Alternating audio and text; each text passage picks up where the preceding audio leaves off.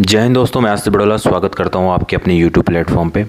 आज का जो हमारा टॉपिक होने वाला है वो हम बात करेंगे एससीओ के बारे में, जिसे हम बोलते हैं संघाई कोऑपरेशन ऑर्गेनाइजेशन, जिसकी मीटिंग इस्लामाबाद पाकिस्तान में होने वाली है 15-16 अक्टूबर को।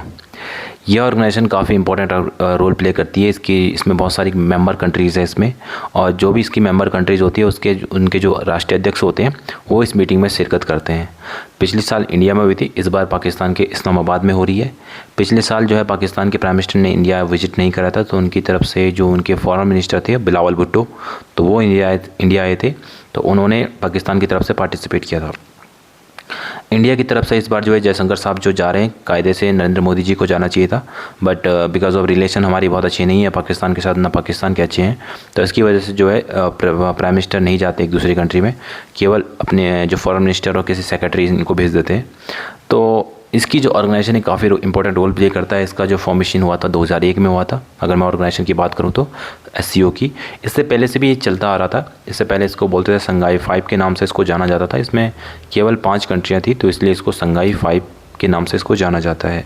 और इसमें संघाई 5 में जो इसकी जो कंट्रियाँ थी वो थी रसिया, दूसरी चाइना, तीसरी इसमें कजाकिस्तान, किर्गिस्तान और तजाकिस्तान। बेसिकली ये सेंट्रल एशियन कंट्री है। तो ये 5 कंट्रियाँ इसे चलती आ रही थी 1996 से। 2001 में इस ऑर्गेनाइजेशन को एक्सपेंड किया गया, इसका नाम दिया गया एससीओ का, और इसमें 3 कंट्री को और ऐड किया गया, जिसमें है चाइना, पाकिस्तान, इंडिया और एक और सेंट्रल एशियन कंट्री है।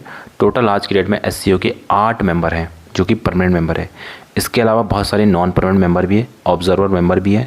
तो इसके अलावा ऑर्गेनाइजेशन जो है 20-25 कंट्रियों की ऑर्गेनाइजेशन ये बनी हुई है आज के डेट में, और जितने भी लोग जाएंगे सारे के सारे जो है राष्ट्रीय अध्यक्ष इसमें पार्टिसिपेट करते हैं।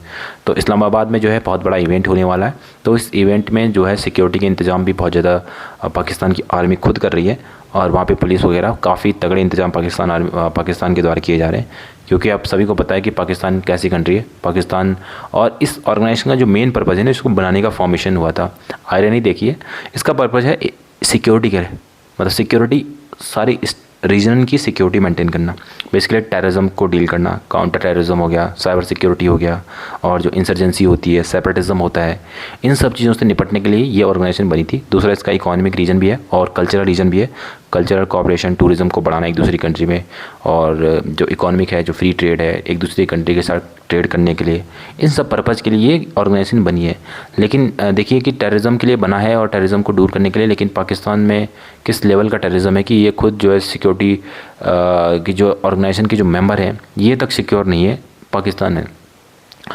तो ये सब चीज़ इसका पर्पज़ है, और ये ऑर्गेनाइजेशन चल रही है। तो इसमें काफ़ी ज़्यादा क्रिटिसिज्म भी हो रहा है इस ऑर्गेनाइजेशन का वेस्टर्न कंट्रीज़ के द्वारा। वो इसको कभी भी सपोर्ट नहीं करती है इस तरह से, जहाँ पे इंडिया, चाइना, रसिया, ये पाकिस्तान सब यूनाइटेड रहते हैं। एशिया कंट्री, स्पेसिफिक मैं एशिया की बात करूँ जहाँ पे सारी कंट्री यूनाइटेड रहती है, तो उनको यूनाइटेड स्टेट को पसंद नहीं है कि एशिया कैसे यूनाइटेड हो गया है विदाउट हमारी मर्ज़ी के। तो ये सब चीज़ें वो इसको अपोज़ कर रहे हैं। लेकिन ये बहुत अच्छा ग्रुप है अगर इसमें, बट कंट्री प्रॉब्लम ये है कि ना इंडिया की चाइना के साथ बनती है, ना इंडिया की पाकिस्तान के साथ बनती है। सो प्रॉब्लम इसमें यही है कि कोई एक दूसरे की बात नहीं सुनेगा, और ये ऑर्गेनाइजेशन को भी फेल करने के लिए सबसे बड़ा रीज़न अगर कुछ है तो वो है इंडिया और पाकिस्तान का। इंडिया पाकिस्तान के अलावा बाकी सारी कंट्री एक दूसरे की सुनती है, लेकिन इंडिया पाकिस्तान जो है एक दूसरे के बिल्कुल नहीं सुनते। तो ये इंडिया के कायदे से इंडिया को पाकिस्तान के साथ अच्छे रिलेशन रखने चाहिए थे, बट ये पॉसिबल नहीं है, क्योंकि पाकिस्तान को खुद नहीं पता कि उसको करना क्या है, क्या चल रहा है उसके वहाँ पे वो। तो ये सब चीज़ें हैं।